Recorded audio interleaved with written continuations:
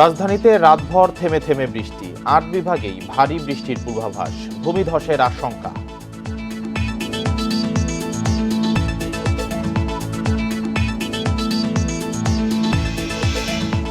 Holey Artisan হামলার ৮ বছর আজ, জঙ্গিবাদ নিয়ন্ত্রণে এলেও নির্মূল হয়নি সচেতনতার তাগিদ।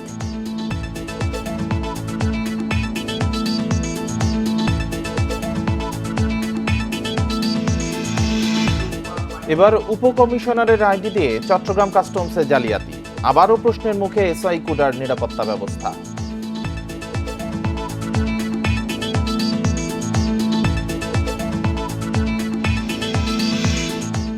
বরিশাল শেরেবাংলা মেডিকেলে 10 লিফটের 8টি অচল, দুর্ভোগ পোহাচ্ছেন রোগী ও স্বজনেরা।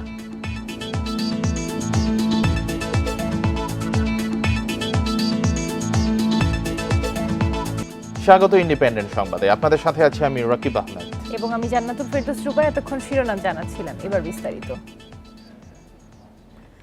মৌসুমী বায়ুর সক্রিয়তা ও বঙ্গোপসাগরে লঘুচাপের প্রভাবে রাজধানী সহ সারা দেশে বৃষ্টি হচ্ছে।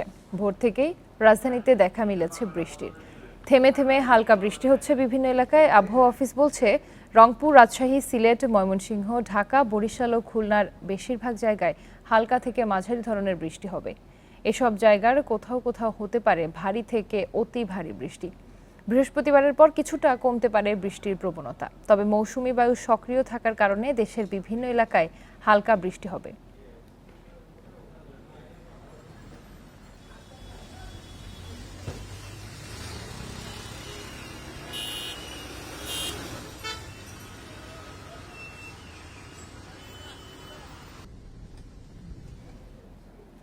এ নিয়ে আরো জানাতে রাজধানীর শাহজাহানপুর থেকে যোগ দিচ্ছেন সহকর্মী বনি ইবনে কামাল। বনি, গতকাল থেকেই রাজধানীতে থেমে থেমে বৃষ্টি হচ্ছে, কোথাও জলাবদ্ধতা সৃষ্টি হয়েছে কিনা, কোনো ধরনের দুর্ভোগ চোখে পড়ছে কিনা? আমরা গত 2-3 দিন ধরে কিন্তু দেখছি রাজধানীর বিভিন্ন জায়গায় বা বিভিন্ন সময়ই থেমে থেমে বৃষ্টি বা হঠাৎ করে একটু ঝোড়ো বৃষ্টি বিষয়টি দেখা যাচ্ছে। তবে গতকাল মধ্যরাতে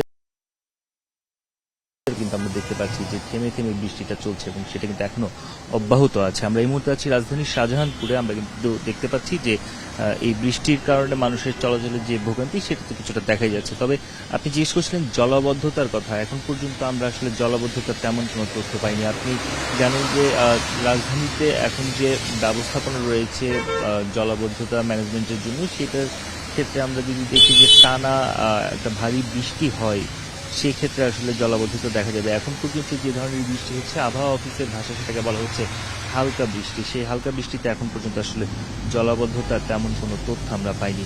আমরা সকাল থেকে দেখছিলাম যে আকাশে মেঘ করে আছে, গুড়ি গুড়ি বৃষ্টি হচ্ছে। এর ফলে স্কুল কলেজগামী শিক্ষার্থীদের কিছুটা ভোগান্তিতে পড়তে হয়েছে, পাশাপাশি যারা অফিস যাবেন বের হয়েছেন তাদের জন্য কিছুটা ভোগান্তি হয়েছে আমরা দেখতে পেয়েছি। বেশিরভাগই আসলে সঙ্গে ছাতা রাখছেন অথবা রেইনকোট পরে আসলে তারা চলাচল করছেন, এরকমটি কিন্তু আমরা দেখতে পেয়েছি।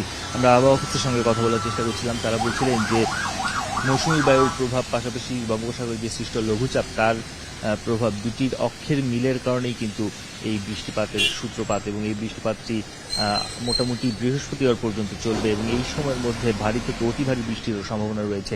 রাজধানীর ক্ষেত্রে বলা হচ্ছে যে রাজধানীতে হালকা থেকে মাঝারি ধরনের বৃষ্টিটাই বেশি হবে, ভারী বৃষ্টিটা তুলনামূলক কম হবে। তবে যেহেতু এখন পর্যন্ত যে পূর্বাভাস রয়েছে সে পূর্বাভাস বলছে আগামীকাল এবং পরশু দিন রাজধানীতেও কিন্তু ভারী বৃষ্টির দেখা মিলতে পারে, ভারী থেকে অতি ভারী বৃষ্টি হতে পারে। পাশাপাশি চট্টগ্রাম এবং সিলেট অঞ্চলে অতি ভারী বৃষ্টি,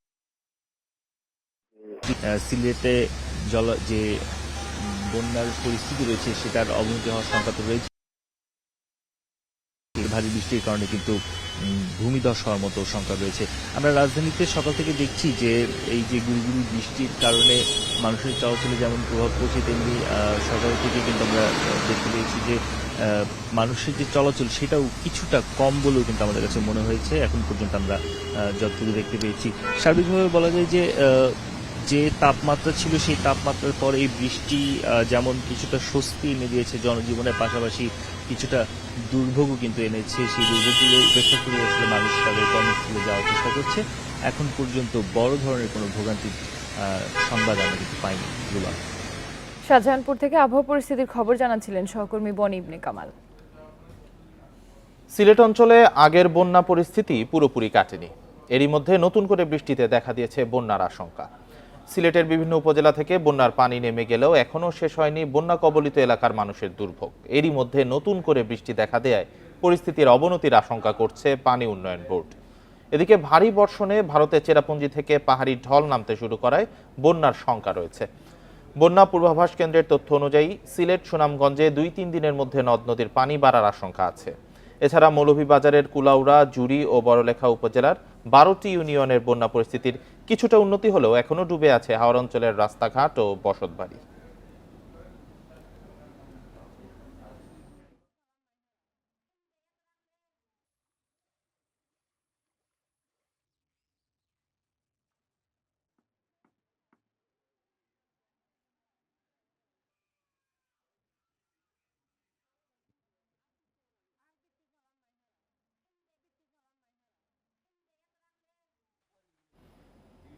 বন্যা পরিস্থিতি, বৃষ্টি ও পাহাড় ধসের সংখ্যা নিয়ে আরো জানাতে সুনামগঞ্জ ও খাগড়াছড়ি থেকে যুক্ত হয়েছেন সহকর্মীরা। প্রথমে খাগড়াছড়ি থেকে জানাবেন সহকর্মী সমীর মল্লিক।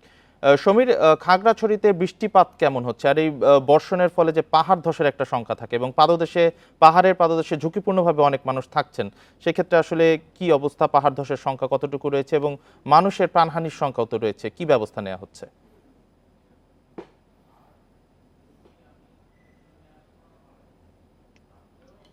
কারণে কিন্তু এখানে যে পাহাড় ধসের সংখ্যা, সেই জায়গা থেকে প্রশাসনের পক্ষ থেকে তারা সর্বোচ্চ ব্যবস্থা নিচ্ছে। বিশেষ করে এখানে দুর্যোগ যে ব্যবস্থাপনা কমিটি রয়েছে, সেটির প্রথমে গত পরশুদিন তারা কিন্তু মিটিং করে সিদ্ধান্ত নিয়েছে যারা পাহাড়ে পাদদেশে রয়েছে তাদেরকে সরে যাওয়ার জন্য নির্দেশ দেওয়া হয়েছে। বিশেষ করে আমরা দেখেছি খাগড়াছড়ি পৌর শহরের কলাবাগান, সবুজ পার্ক এবং শালবন সহ বিভিন্ন জায়গাগুলোতে যারা ঝুঁকিপূর্ণ বসবাস করছে তাদেরকে সরে দেওয়ার জন্য নির্দেশ দেয়। একই সাথে খাগড়াছড়ি, দিঘিনালা, মহালছড়ি, রামগড়, লক্ষ্মীছড়িতে কিন্তু বেশ কিছু জায়গায় ঝুঁকিপূর্ণভাবে বসবাস হয়েছে। বিশেষ করে যে সমস্ত এলাকাগুলোতে আসলে পাহাড়ের একেবারেই পদদেশে ঝুঁকিপূর্ণভাবে বসবাস হয়েছে, তাদের কিন্তু সেখানে পাহাড় ধসের একটা সংখ্যা কিন্তু প্রশাসনের পক্ষ থেকে করা হচ্ছে।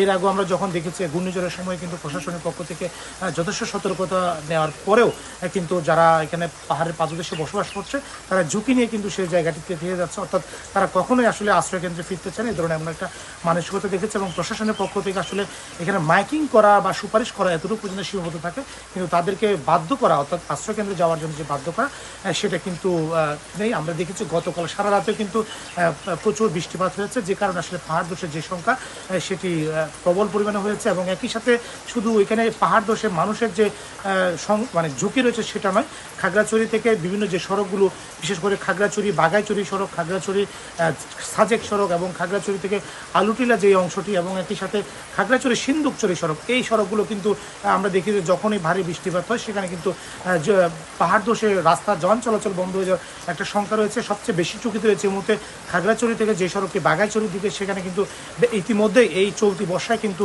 2 দফায় কিন্তু পাহাড় ধস হয়েছে এবং সড়কে যান চলাচল বন্ধ হয়েছে। এবারও যে বৃষ্টিপাত হচ্ছে, টানা বৃষ্টি, সেই জায়গা থেকে কিন্তু সংখ্যাটি আসলে রয়েছে, পাহাড় ধসের সড়ক যোগাযোগ বন্ধ হয়ে যাওয়ার একটা সংখ্যা রয়েছে। তবে আমরা এই বিষয়টি নিয়ে সড়ক ও জনপদ বিভাগের সাথে কথা বলেছি, তারা বলছে সড়কটি যাতে স্বাভাবিক থাকে, যান চলাচল যাতে স্বাভাবিক থাকে, সেই জন্য তাদের বাড়তি জনবল নিয়োগ করা হয়েছে এবং তাদের যে সরঞ্জাম, অর্থাৎ সড়কের মাটি ধসে যাওয়ার পরে যে সরঞ্জাম প্রস্তুত রাখতে হয়, গাড়ি তারা সে প্রস্তুত রেখেছে যাতে যান চলাচল তারা স্বাভাবিক রাখতে পারে। এই ছিল আসলে খাগড়াছড়ি থেকে পাহাড় ধস নিয়ে সবশেষ। সমীর মল্লিক, আপনি সাথেই থাকবেন। এবার সুনামগঞ্জ থেকে বন্যা পরিস্থিতি নিয়ে জানাবেন সহকর্মী জাকির হোসেন। জাকির, সিলেটে সুনামগঞ্জে আগের বন্যা কাটার আগেই আবারও বৃষ্টিতে নদ নদীর পানি বাড়ছে, স্বাভাবিকভাবেই পানি বাড়ার কথা। তো সেক্ষেত্রে বন্যা পরিস্থিতি আসলে কোন দিকে যাচ্ছে, কি দেখছেন পরিস্থিতি? দেখুন, আপনি জানেন গত 16ই জুন থেকে সুনামগঞ্জে বন্যা পরিস্থিতি সৃষ্টি হয়েছিল। প্রায় 11টি উপজেলায় কিন্তু বন্যা প্লাবিত হয়েছিল। তো এর মধ্যে গত 3 দিন আগে থেকেই মানে বৃষ্টিপাত শুরু হয়। তো এখন পর্যন্ত কিন্তু বৃষ্টিপাত অব্যাহত আছে। সুনামগঞ্জ তথা ভারতের চেরাপুঞ্জিতে কিন্তু বৃষ্টিপাত হচ্ছে। তো এর ফলে নদ নদীর পানি কিন্তু আবারও বাড়তে শুরু করেছে। যদিও গত 1 সপ্তাহ আগে মানুষ যে আশ্রয় কেন্দ্র থেকে বাড়ি ফিরতে শুরু ছিল, বিশেষ করে কাঁচা ঘর বাড়ি যাদের বিধ্বস্ত হয়েছিল, তারা কিন্তু কিছুটা নিজেই মেরামত করার চেষ্টা করছিল। কিন্তু এই এখনো আবারও একটি বন্যার সংখ্যায় কিন্তু মানুষের মধ্যে উদ্বেগ উৎকণ্ঠা কাজ করছে। ইতিমধ্যে নদ নদীর পানি আমরা দেখেছি বৃদ্ধি পেয়েছে। গতকালকে থেকে আজকে সকাল পর্যন্ত প্রায় ৪৫ সেন্টিমিটার পানি বৃদ্ধি পেয়েছে। অন্যদিকে সুনামগঞ্জের সুরমা নদী ছাড়া জাদুকাটা নদীর উপচে এখন বিভিন্ন এলাকায় অর্থাৎ বিভিন্ন গ্রামীণ সড়ক কিন্তু ডুবে যাচ্ছে। ইতিমধ্যে আমরা দেখেছি সুনামগঞ্জ থেকে উপজেলা তাহিরপুর উপজেলা পর্যন্ত সরাসরি সড়ক যোগাযোগ ব্যবস্থা বিচ্ছিন্ন রয়েছে। গতকালকে পাহাড়ি ঢলে গতকালকে সন্ধ্যা থেকে এখন পর্যন্ত প্রায় ১.৫ কিলোমিটারের অংশে সেই সড়কের পানিতে নিমজ্জিত হয়ে যাওয়ায় এই সড়ক দিয়ে যান চলাচল একেবারে বন্ধ হয়ে গেছে। এই সড়কের উপর দিয়ে এখন নৌকা দিয়ে চলাচল করছে মানুষ।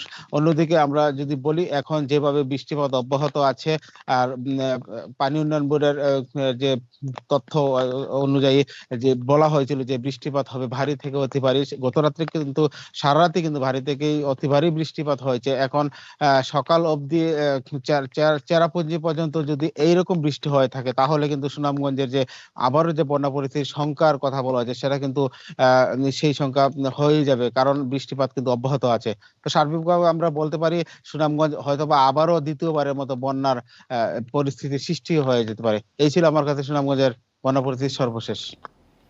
পাহাড় ধসের ঝুঁকি ও বন্যা পরিস্থিতি নিয়ে খাগড়াছড়ি ও সুনামগঞ্জ থেকে জানাচ্ছিলেন সহকর্মীরা।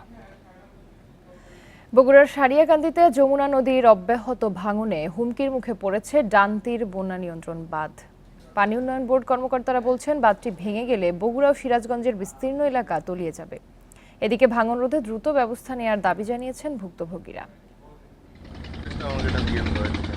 জুনের মাঝামাঝি যমুনার ডান তীরে শুরু হয় তীব্র ভাঙ্গন। এ সময় সারিয়াকান্দির ইছামারা, ফকিরপাড়া ও কামালপুর এলাকায় ফেলা হয় ৫৫,০০০ জিও ব্যাগ। এরই মধ্যে অসংখ্য স্থাপনা চলে যায় নদীর বুকে। আতঙ্কে ঘরবাড়ি ছাড়েন অনেকে। আমাদের এই জায়গায় ১৬ জমি আসলে বাড়ির জায়গা জমি সুদ্ধে এবার বছর ভেঙে গেল। স্থানীয় জনপ্রতিনিধিরা বলছেন ভাঙন রোধে দ্রুত ব্যবস্থা না নিলে এবার বড় ক্ষতির মুখে পড়বে এলাকাবাসী।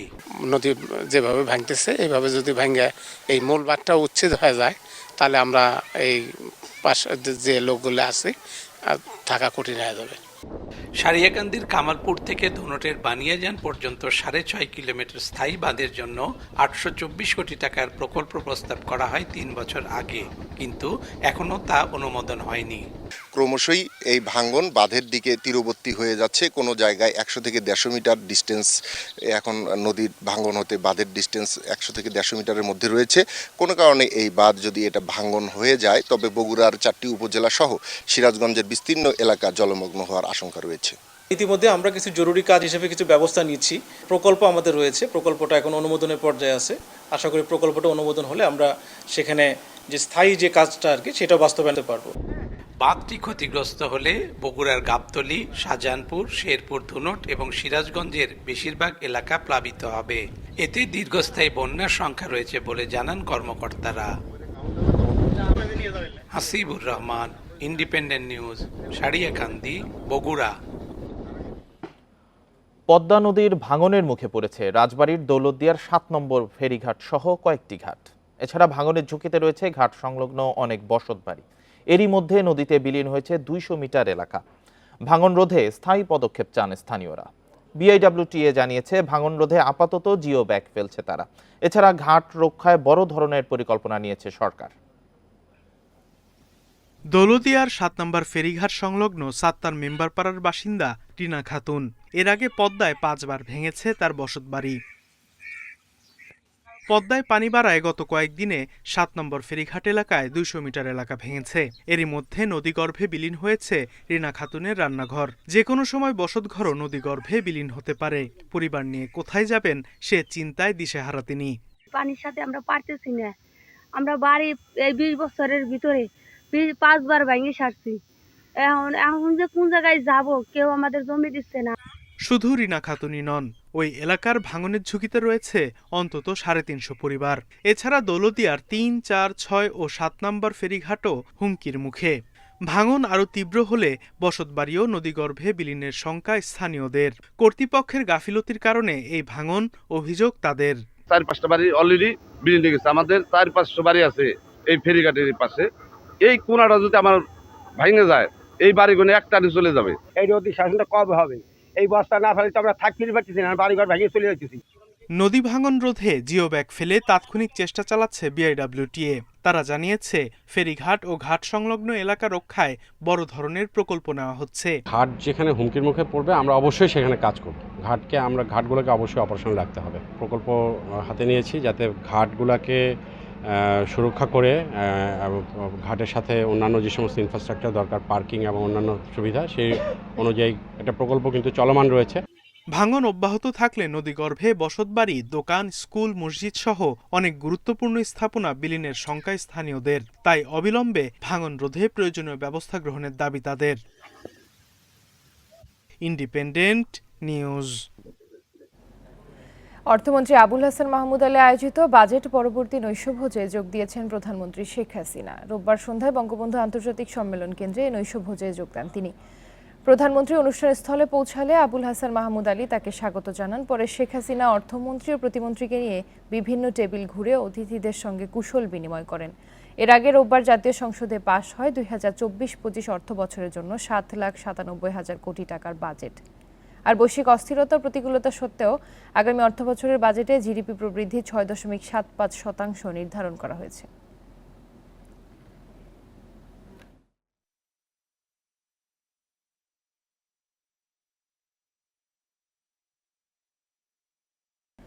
আবারও ভয়াবহ জালিয়াতির শিকার কাস্টমসের আমদানি রপ্তানি নিয়ন্ত্রণ ব্যবস্থা এসআই-কুডা ওয়ার্ল্ড।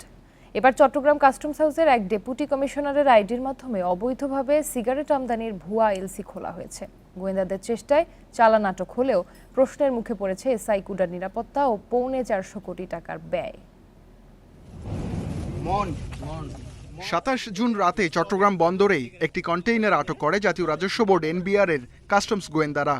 তল্লাশি চালিয়ে মেলে 50 লাখ শলাকা বিদেশি সিগারেট, যার বাজার মূল্য প্রায় 5 কোটি টাকা।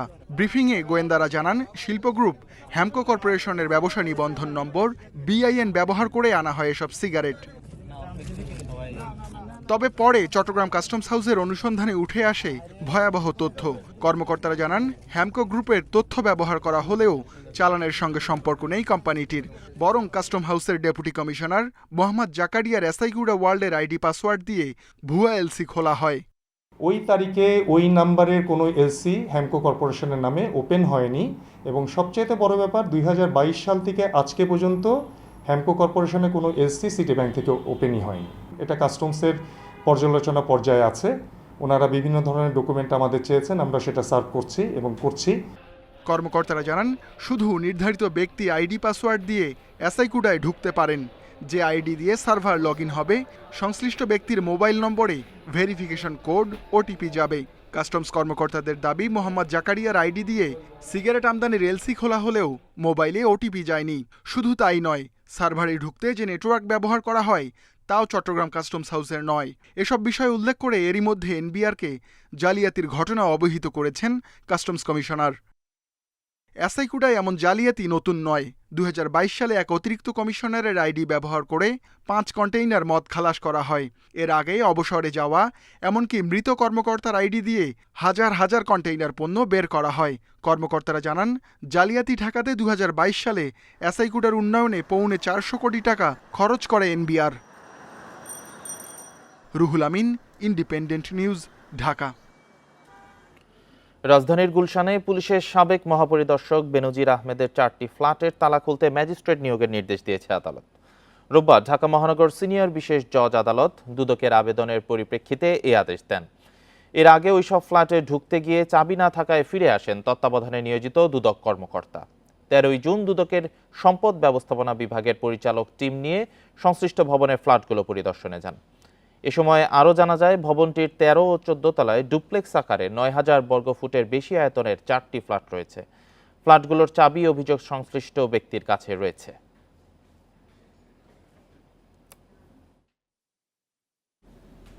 আয়কর আইনের তোয়াক্কা না করে বহুল আলোচিত সাদিক অ্যাগ্রো কর্তৃপক্ষ জাতীয় রাজস্ব বোর্ড এনবিআর থেকে নিবন্ধনে টিআইএন নিলেও আয়কর ও রিটার্ন দেয় না কোম্পানিটি। এজন্য 2 দফায় জরিমানাও করা হয়। এদিকে 12 লাখ টাকার ছাগল বিক্রি করে আলোচনায় আসার পর আবারও সাদিক অ্যাগ্রোর কর ফাঁকির অভিযোগ তদন্ত শুরু করেছে এনবিআর। অস্বাভাবিক দামে পশু বিক্রি, খাল দখল সহ নানা অভিযোগে দেশ জুড়ে আলোচনায় রাজধানীর মোহাম্মদপুরের সাদিক অ্যাগ্রো। এরই মধ্যে খামারটি উচ্ছেদ করেছে উত্তর সিটি কর্পোরেশন। তবে এতেই বিপদ শেষ হচ্ছে না। এনবিআর কর্মকর্তারা জানান, শুরুতে সাদিক অ্যাগ্রো ছিল প্রোপাইটারশিপ ব্যবসা। 2017 সালে এটিকে লিমিটেড কোম্পানি করা হয়। সাধারণত কোম্পানি করার অল্প সময়ের মধ্যে টিআইএন নিতে হয়, কিন্তু সাদিক অ্যাগ্রো নিবন্ধন নেয় 4 বছর পর 2021 সালে। টিআইএন নেয়ার পরের বছরই দেয়ার কথা আয়কর রিটার্ন, কিন্তু এখন পর্যন্ত এনবিআরকে আয় ব্যয়ের হিসাব জানায়নি প্রতিষ্ঠানটি। কর্মকর্তারা জানান, 2021-22 ও 2022-23 অর্থ বছরে রিটার্ন না দেয়ায় কোম্পানিটিকে 20,000 টাকা জরিমানা করা হয়। ডিমান্ড সৃষ্টি করতে গেলে তার রিটার্নটা দরকার, তার কিছু তথ্য দরকার, সার্ভে রিপোর্ট দরকার, তার স্টক কি আছে সেটা দরকার, তার কেনা বেচা কি হয় সেই তথ্যগুলো যতক্ষণ পর্যন্ত এনবিআরের অফিসাররা কালেক্ট না করতে পারে ততক্ষণ পর্যন্ত এই অ্যাসেসমেন্টটা করা তার জন্য অনেক টাফ হয়ে যায়। কোম্পানিটির আয় ব্যয়ের হিসাব না পাওয়ায় কর ফাঁকির তদন্তে জটিলতায় পড়েছেন গোয়েন্দারা। তাই লেনদেনের তথ্য উদ্ধারের চেষ্টা করছেন তারা।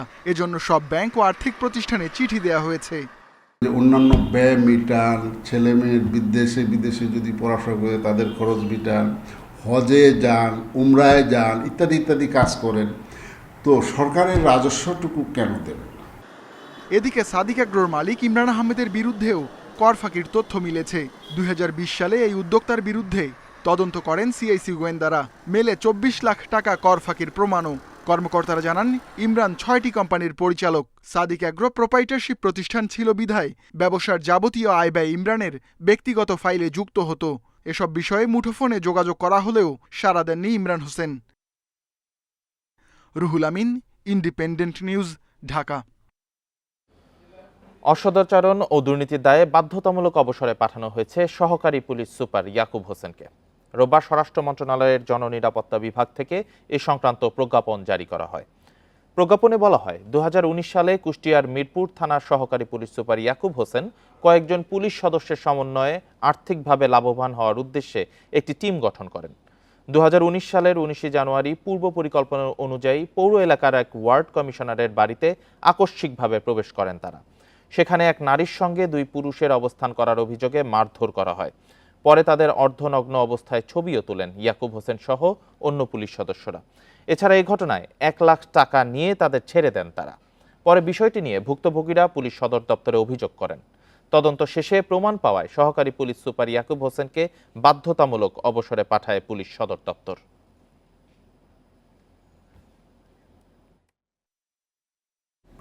আধুনিক বিশ্বে দুর্নীতি করে পালানোর সুযোগ নেই। সরকারের সদিচ্ছা থাকলে দেশে বা বিদেশে ধরা পড়বে দুর্নীতিবাজেরা। সাবেক আইজিপি বেনজির ও এনবিআরের মতিউর রহমানের দুর্নীতি প্রসঙ্গে এ মন্তব্য করেন টিআইবির নির্বাহী পরিচালক ডক্টর ইফতেখারুজ্জামান। দুদকের আইনজীবী বলছেন, বন্দি বিনিময় চুক্তির মাধ্যমে পলাতকদের ফেরানো সম্ভব। অর্থ পাচার করে অস্ট্রেলিয়ায় বিলাসবহুল বাড়ি করেছিলেন স্বাস্থ্য অধিদপ্তরের হিসাবরক্ষণ কর্মকর্তা আফজাল হোসেন। দুদক অনুসন্ধান শুরু করার পর পালিয়ে যান বিদেশে। তবে দুদকের আবেদনে দেশে বিদেশে আফজালের সব সম্পদ বাজেয়াপ্ত হয়। সব সম্পদ হারিয়ে দেশে ফিরতে বাধ্য হন আফজাল। শুধু আফজাল নন, দুদকের তথ্যের ভিত্তিতে অর্থ লোপাটকারী পিকে হালদারও গ্রেপ্তার হন ভারতে। পশ্চিমবঙ্গে জেল খাটছেন তিনি।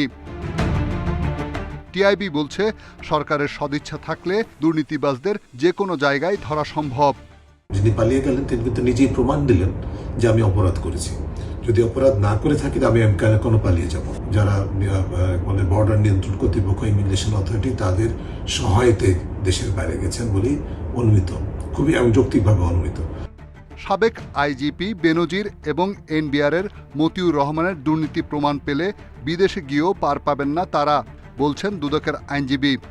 যেসব দেশের সঙ্গে বাংলাদেশের এক্সট্রাডিশন ট্রিটি আছে, বহিঃসমর্পণ চুক্তি, সেসব দেশে থেকে অবশ্যই ফিরিয়ে আনা যাবে, কিন্তু সেটা সময় সাপেক্ষ। দেশে বেনজিরের সব সম্পদ এরই মধ্যে জব্দ করেছে দুদক। যুক্তরাষ্ট্রে বেনজিরের সম্পদও জব্দ করেছে সে দেশের সরকার। চলছে মতিউরের সম্পদ জব্দের প্রক্রিয়া। Rishad Huda, Independent News, Dhaka. Barishal Sherebangla medical college হাসপাতালের মূল ভবনের 10টি লিফটের মধ্যে 8টি অচল থাকায় দুর্ভোগ পোহাচ্ছেন রোগী ও স্বজনরা। লিফটগুলোর যন্ত্রাংশ নষ্ট হয়েছে, রয়েছে জনবল সংকটও। আরও 3টি লিফট দ্রুত চালুর চেষ্টা করছে গণপূর্ত বিভাগ। বরিশাল শেরেবাংলা মেডিকেল কলেজ হাসপাতালে লিফটের সামনে এই ভিড় নিত্যদিনের সঙ্গী। 5তলা এই হাসপাতালে 60 বছর আগে চালু হয় 10টি লিফট। সেগুলোর 5টি অচল হয়ে পড়ায় 2015 সালে 3টি ও 2021 সালে 2টি লিফট প্রতিস্থাপন করা হয়। তবে যন্ত্রাংশ নষ্ট হওয়ায় নতুন 5টি সহ 8টি লিফট বর্তমানে অচল। একটিতে চিকিৎসক ও স্টাফ এবং অন্যটিতে মুমূর্ষু রোগীদের ওঠানামার কাজ চলছে। এদিকে পুরাতন হওয়ার কারণে গত 1 বছরে 14 বার লিফটে আটকা পড়েছেন রোগী ও স্বজনরা।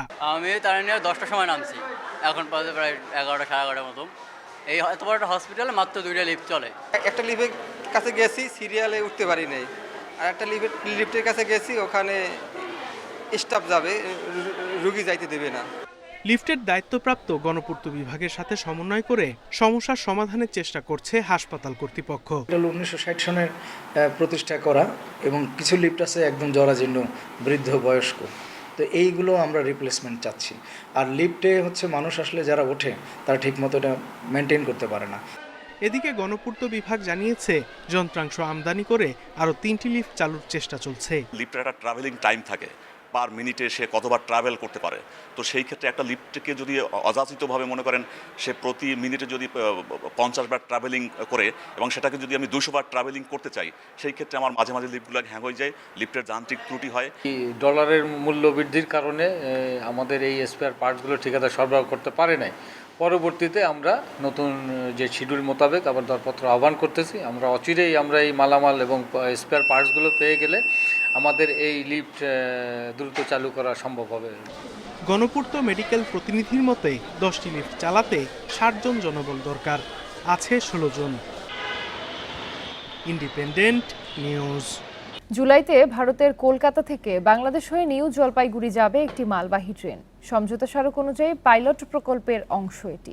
সম্ভাব্যতা যাচাইয়ের জন্য নীলফামারীর চিলাহাটি স্টেশন পরিদর্শন করেন ভারতের সহকারী হাইকমিশনার। কিন্তু এই রুট থেকে বাংলাদেশ কতটা লাভবান হবে তা অনিশ্চিত বলছেন বিশেষজ্ঞরা। বুঝে শুনে সিদ্ধান্ত নেয়ার তাগিদ তাদের। রেল ট্রানজিট নিয়ে 22 জুন দিল্লিতে বাংলাদেশ ভারত সমঝোতা স্মারক সই হয়। সে অনুযায়ী ভারতের এক রাজ্য থেকে আরেক রাজ্যে পণ্যবাহী ট্রেন যাবে বাংলাদেশের ভেতর দিয়ে। এর অংশ হিসাবে প্রথম পাইলট প্রকল্প নেওয়া হয়েছে। কলকাতা থেকে বাংলাদেশের দর্শনা চিলাহাটি হয়ে ভারতের নিউ জলপাইগুড়ি পর্যন্ত যাবে মালবাহী ট্রেন। পরবর্তীতে এই রুটে ভারতের হলদিবাড়ি হয়ে ভুটান পর্যন্ত নিয়ে যাওয়ার লক্ষ্য রয়েছে ভারতের। আপনারা ইতিমধ্যে পত্রপত্রিকায় জেনেছেন, দুই দেশের সরকার ঘোষণা দিয়েছে প্রচুর সম্ভাবনা রয়েছে। যা ভালো হবে তার জন্য দুই দেশের সরকার ও জনগণ অপেক্ষা করছে। দুদেশের মধ্যে মালবাহী ট্রেন চালু হলে বাংলাদেশের চেয়ে ভারতই বেশি লাভবান হবে বলে মনে করেন বিশেষজ্ঞরা। ভারতের ট্রেন বাংলাদেশের রেল লাইনে চালানোর সক্ষমতা রয়েছে কিনা তা যাচাই করা উচিত। আমাদের রেলপথ তারা ট্রানজিট হিসেবে ব্যবহার করলেও সেটা যেন সরাসরি আবার একটা থ্রু করিডোর না হয়ে যায়, অর্থাৎ তাদের উৎপাদিত পণ্য বাংলাদেশের ভিতর দিয়ে ভারত থেকে সরাসরি নেপাল বা ভুটানে নিয়ে যাবে, কিন্তু এই করিডোর ব্যবহার করে আমরা রপ্তানির সুবিধা পাবো না। সেক্ষেত্রে কিন্তু আমরা আবার দর কষাকষির ক্ষেত্রে অনেকটাই পিছিয়ে থাকবো। তবে রেল মন্ত্রণালয় বলছে, ট্রেন যোগাযোগ বাড়লে দুই দেশের বাণিজ্য বাড়বে। তারপরও সমীক্ষা যাচাই করে পরবর্তী পদক্ষেপ নেওয়া হবে। ভারত কোনো প্রতিশ্রুতি দিয়েছে কিনা না, ওই ফার্দার আলাপ কিন্তু এখনও আমাদের হয়নি। যে আমরা যখন এই লাইনগুলো এক্সটেনশন করব তখন কী হবে সেটা সেপারেট থিং, আমরা পরে আবার আলোচনা করবো যে আমরা কোথা থেকে আমরা এই ফান্ডিংটা নিব, নিজস্ব অর্থায়নে করব নাকি আলাদা ডেভেলপমেন্ট পার্টনার থেকে নেব, সেটা এখন আমরা সিদ্ধান্ত। ভারতের শিলিগুড়ি থেকে কলকাতা হয়ে আগরতলা পর্যন্ত রেলপথের দূরত্ব প্রায় 1000 কিলোমিটার। ট্রেনের সময় লাগে 31 থেকে 36 ঘন্টা। কিন্তু বাংলাদেশের হয়ে গেলে দূরত্ব কমবে 500 থেকে 550 কিলোমিটার। সময় লাগবে 11 থেকে 12 ঘন্টা। আল আমিন হোসেন, ইন্ডিপেন্ডেন্ট নিউজ, ঢাকা। সংস্কারের অভাবে খাগড়াছড়ি পানছড়ির 25 কিলোমিটার পাহাড়ি সড়ক ভেঙে চুরে হয়ে পড়েছে চলাচলের অনুপযোগী। এতে দুর্গম পাহাড়ে চলাচলে ভোগান্তিতে পড়েছেন কয়েক লাখ মানুষ। পাশাপাশি বেড়েছে দুর্ঘটনার সংখ্যা। এদিকে নির্দিষ্ট সময়ে কাজ শেষ করতে না পারলে ঠিকাদারদের বিরুদ্ধে ব্যবস্থা নেওয়ার হুঁশিয়ারি দিয়েছে সড়ক ও জনপথ বিভাগ। পার্বত্য জেলা খাগড়াছড়ির পানছড়ি সড়কের দৃশ্য এটি। ভাঙ্গা এই সড়কে প্রতিদিন গড়ে 7 শতাধিক পণ্য ও যাত্রীবাহী যানবাহন চলাচল করে। দীর্ঘদিন মেরামতের অভাবে সড়কটি হয়ে পড়েছে চলাচলের অনুপযোগী। কোথাও আবার সড়কের চিহ্নও নেই। ভারী ট্রাকের কারণে সড়কের অবস্থা আরও বেহাল। দূর পাহাড়ে চলাচল ও মালামাল পরিবহনে নিত্য দুর্ভোগ পোহাচ্ছেন লাখ লাখ মানুষ। এমন অবস্থা, মানে 1 কিলোমিটার থেকে 8-10 হাত তো যাওয়া যায় না। মানে একটা গর্ত পাশ কাটিয়ে গেলে আরেকটা গর্তের মধ্যে পড়বো, যে এটা নিশ্চিত। আধা ঘন্টা হয়তো 40 মিনিট লাগে, এখন লাগতেছে আমার পুরো 1.5 ঘন্টা। দুর্ভোগ লাঘবে দ্রুত সড়কটি সংস্কারের দাবি পার্বত্যবাসীর। অন্যথায় ভারী বৃষ্টিতে ভোগান্তি আরও বাড়ার শঙ্কা। একটু যদি ভালোভাবে ঠিক করে দেয় তখন যাত্রীদের, গাড়ি ড্রাইভারদের একটু সুবিধা হবে। এদিকে নির্দিষ্ট সময়ের মধ্যে কাজ শেষ না করলে ঠিকাদারের বিরুদ্ধে ব্যবস্থা নেওয়া হবে বলে জানিয়েছে সড়ক ও জনপথ বিভাগ। বর্তমানে কাজ বন্ধ আছে, এটার কারণ আর অন্যান্য সমস্যাগুলো জানতে অলরেডি আমরা ঠিকাদারকে তলব করেছি, বেশ কয়েকটি চিঠিও গিয়েছে। এখন অতি দ্রুত তার কাজ ধরতে হবে, না হলে ওই অনুযায়ী ব্যবস্থা নেওয়া হবে। খাগড়াছড়ি পানছড়ি সড়ক সংস্কারে ব্যয় ধরা হয়েছে 13 কোটি টাকা। Independent news. আজ 1 জুলাই 104 বছরে পা দিল ঢাকা বিশ্ববিদ্যালয়। তরুণ প্রজন্মের দক্ষতা উন্নয়নে উচ্চশিক্ষা এই প্রতিপাদ্য নিয়ে বর্ণাঢ্য কর্মসূচির মাধ্যমে দিনটি উদযাপন করা হবে। 1921 সালের এই দিনে 847 জন শিক্ষার্থী নিয়ে ঢাকা বিশ্ববিদ্যালয়ের যাত্রা শুরু। সে সময় ছিল 3টি অনুষদ ও 12টি বিভাগ। বিশ্ববিদ্যালয় দিবস উদযাপনের কারণে সকাল 9:30 থেকে 10:30 পর্যন্ত নীলক্ষেত ও ফুলার রোড সংলগ্ন বিশ্ববিদ্যালয়ের প্রবেশ পথে যানবাহন চলাচল বন্ধ থাকবে। এ সময় বিকল্প রাস্তা ব্যবহারের অনুরোধ জানিয়েছে কর্তৃপক্ষ। সকাল 9:45টায় বিশ্ববিদ্যালয়ের শিক্ষক, শিক্ষার্থী, কর্মকর্তা ও কর্মচারীদের এক শোভাযাত্রা ভিসি চত্বর থেকে টিএসসির পায়রা চত্বরে গিয়ে শেষ হবে। সেখানে বিশ্ববিদ্যালয় দিবসের বিভিন্ন কর্মসূচির উদ্বোধন করবেন উপাচার্য অধ্যাপক ডক্টর ASM মাকসুদ কামাল।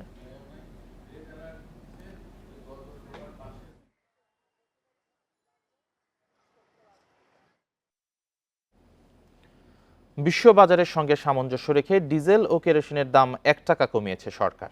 প্রজ্ঞাপন জারি করে এ তথ্য জানানো হয়েছে। রাত 12টা থেকে কার্যকর হয় নতুন দাম। এর ফলে ডিজেল ও কেরোসিনের দাম 160 টাকা ও 75 টাকা। বিশ্ববাজারের সঙ্গে সামঞ্জস্য করে তা 1 টাকা কমে 106 টাকা 75 পয়সা হয়েছে। তবে পেট্রোল ও অকটেনের দাম অপরিবর্তিতই থাকছে। ফলে পেট্রোলের দাম 127 টাকা ও অকটেনের দাম 131 টাকাই থাকছে। প্রজ্ঞাপনে বলা হয়, বিশ্ববাজারে জ্বালানি তেলের মূল্য কিছুটা হ্রাস পেলেও মার্কিন ডলারের বিপরীতে টাকার অবমূল্যায়নের কারণে জ্বালানি তেলের আমদানি ব্যয় বৃদ্ধি পেয়েছে।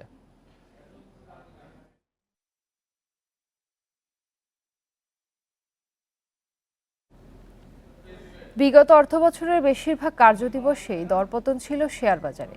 এ সময়ে ডিএসইতে প্রধান সূচক কমেছে 1000 পয়েন্টের বেশি। বাজার ছেড়েছেন প্রায় 83,000 বিনিয়োগকারী। পুঁজিবাজারে 50 লাখ টাকার বেশি মূলধনী আয়ের উপর 15% কর বসানোর উদ্বেগ বেড়েছে বিনিয়োগকারীদের মধ্যে। বাজারে আস্থা ফেরাতে সমন্বিত উদ্যোগ নেওয়ার তাগিদ সংশ্লিষ্টদের। গেল অর্থ বছরের প্রথম কার্যদিবসে ঢাকা স্টক এক্সচেঞ্জের প্রধান সূচক ডিএসইএক্স ছিল 6343 পয়েন্ট, আর অর্থ বছরের শেষ কার্যদিবসে সূচকের অবস্থান 5328 পয়েন্টে, অর্থাৎ এক বছরে সূচক কমেছে 1015 পয়েন্ট। চলতি অর্থবছরের বাজেটে পুঁজিবাজারের প্রতি আস্থা ফেরাতে কিছু দিক নির্দেশনা থাকবে এমন প্রত্যাশা ছিল সংশ্লিষ্টদের। যদিও 50 লাখ টাকার বেশি মূলধনী আয়ের উপর 15% কর আরোপ করা হয়, আর ব্যক্তি শ্রেণীর করদাতাদের থেকে 2 পদ্ধতিতে মূলধনী আয়ের উপর কর নেওয়া হবে।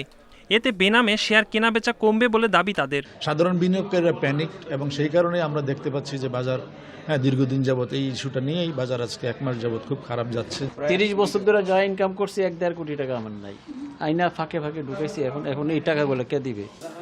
বিশ্লেষকরা বলছেন, ভালো কোম্পানি বাজারে না আসা এবং স্বচ্ছতা ও জবাবদিহিতার অভাবে বিনিয়োগকারীরা পুঁজিবাজার বিমুখ হচ্ছে।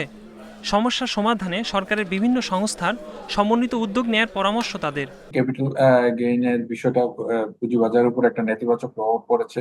এটা কিন্তু হয়তো সিলেক্টিভ বিনিয়োগকারীদের উপর এটার প্রভাব পড়ার কথা, কিন্তু এখন দেখা গেছে যে অ্যাজ এ হোল ছোট বড় সকল বিনিয়োগকারী এটা নিয়ে কনসার্ন।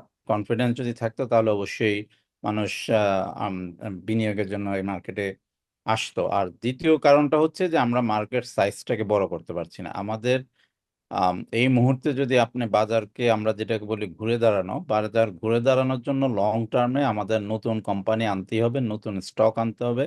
2023-24 অর্থ বছরে পুঁজিবাজার ছেড়েছেন 82,810 বিনিয়োগকারী। অর্থ বছরের শেষ কার্যদিবসে বিও হিসাবধারীর সংখ্যা 17,59,717টি। একরামুল ইসলাম, ইন্ডিপেন্ডেন্ট নিউজ, ঢাকা। আর এই ছিল এখনকার সংবাদে। ইন্ডিপেন্ডেন্ট টেলিভিশনের সব খবর বিস্তারিত জানতে চোখ রাখুন ফেসবুক, ইউটিউব ও এক্সে। এতক্ষণ সাথে থাকার জন্য সবাইকে ধন্যবাদ।